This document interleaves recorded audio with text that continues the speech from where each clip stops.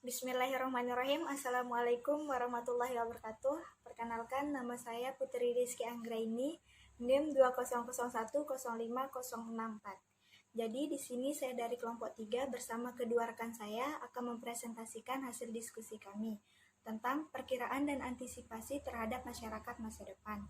Jadi di sini saya sebagai moderator dan pembaca materi pertama.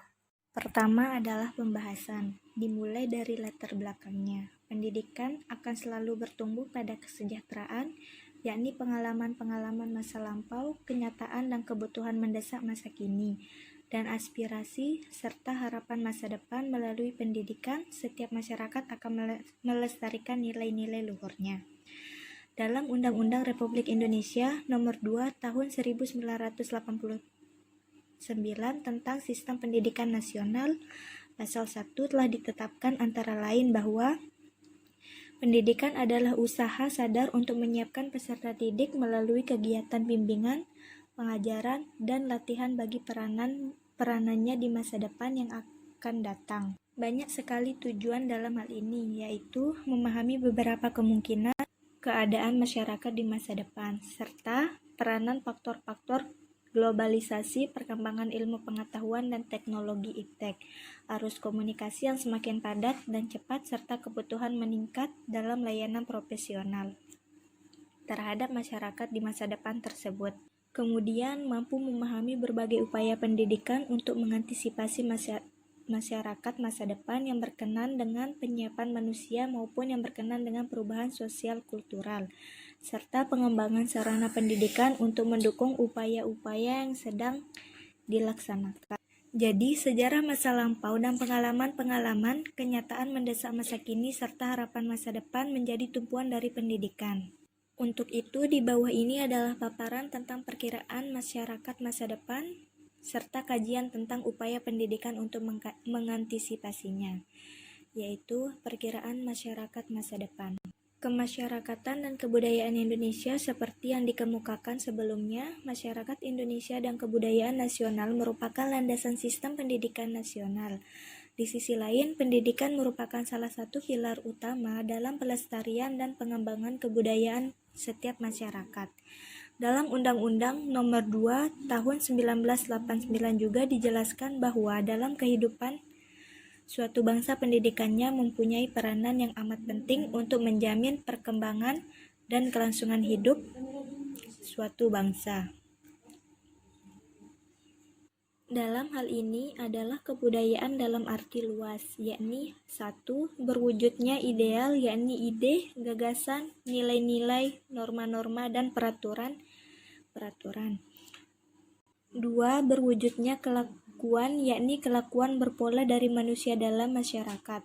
3. Berwujudnya fisik, yakni benda-benda hasil karya manusia. Kemudian, berbagai wujud kebudayaan tersebut selalu mengalami perubahan seiring dengan perubahan masyarakat.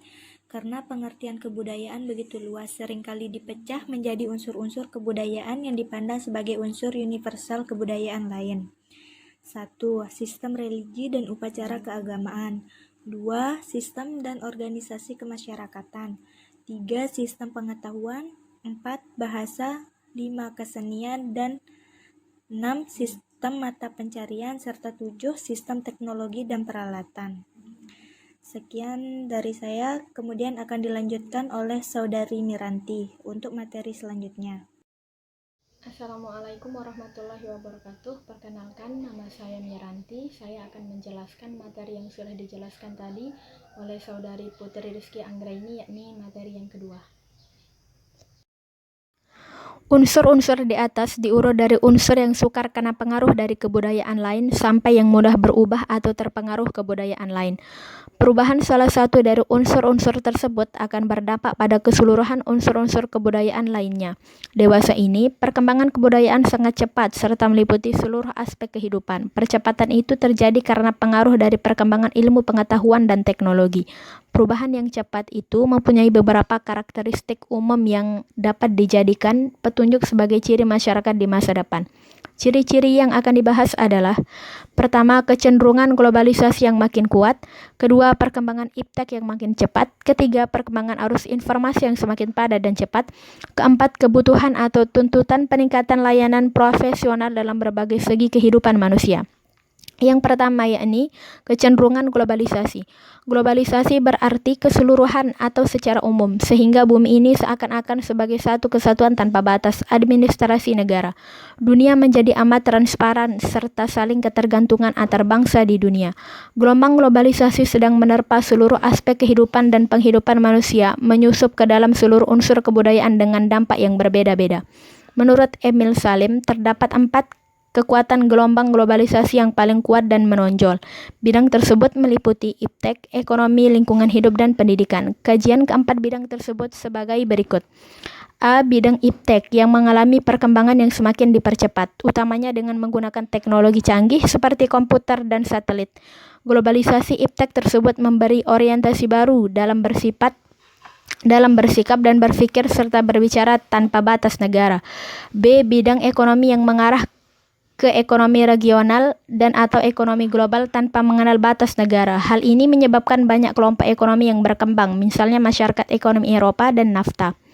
C. Bidang lingkungan hidup telah menjadi bahan pembicaraan dalam berbagai pertemuan internasional yang menjadi puncaknya pada konferensi PBB mengenai lingkungan hidup dan pembangunan pada awal Juni di Brazil. D. Bidang pendidikan yang berkaitan dengan identitas bangsa termasuk budaya nasional dan budaya-budaya Nusantara. Di samping terpaan gagasan-gagasan dalam pendidikan, globalisasi juga menerpa setiap individu manusia. Kedua, perkembangan ilmu pengetahuan dan teknologi.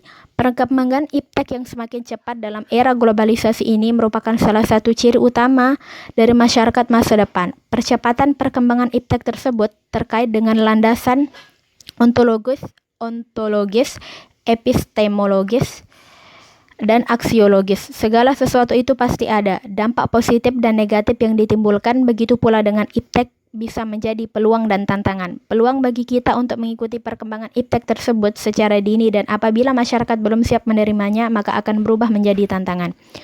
Ketiga, perkembangan arus komunikasi yang semakin padat dan cepat. Salah satu perkembangan iptek yang luar biasa adalah perkembangan informasi dan komunikasi, utamanya satelit, komunikasi, komputer, dan lainnya.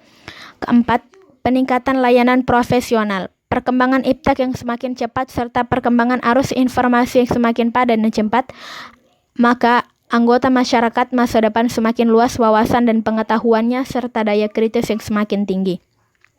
Sekian penjelasan materi dari saya. Materi yang ketiga akan dilanjutkan oleh Saudari Samarah Islamiyah. Bismillahirrahmanirrahim. Assalamualaikum warahmatullahi wabarakatuh.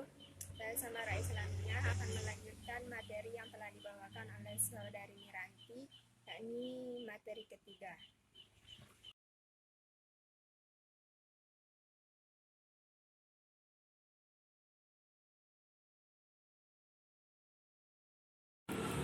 Baiklah, di sini saya akan melanjutkan bab 2 pada poin B mengenai upaya pendidikan dalam mengantisipasi masa depan.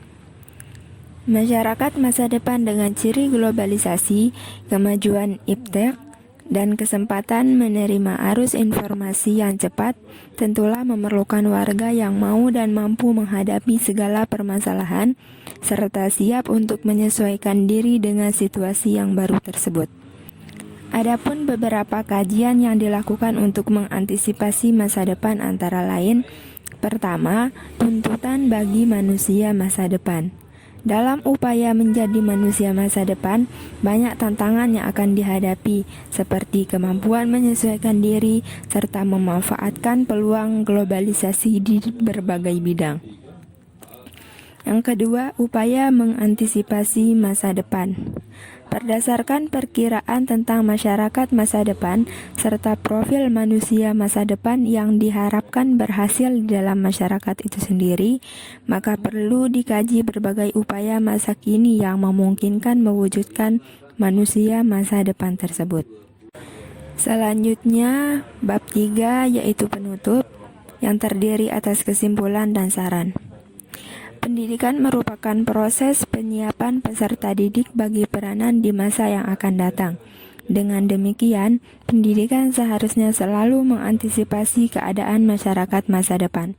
Perubahan keadaan masyarakat masa depan yang berlangsung dengan cepat mempunyai beberapa karakteristik umum yang dapat dijadikan sebagai petunjuk ciri-ciri masyarakat di masa depan, yaitu: pertama, kecenderungan globalisasi yang semakin kuat; kedua, perkembangan iptek yang semakin cepat; ketiga, perkembangan arus informasi yang makin padat dan cepat; keempat, kebutuhan atau tuntutan peningkatan layanan profesional di dalam berbagai segi kehidupan manusia.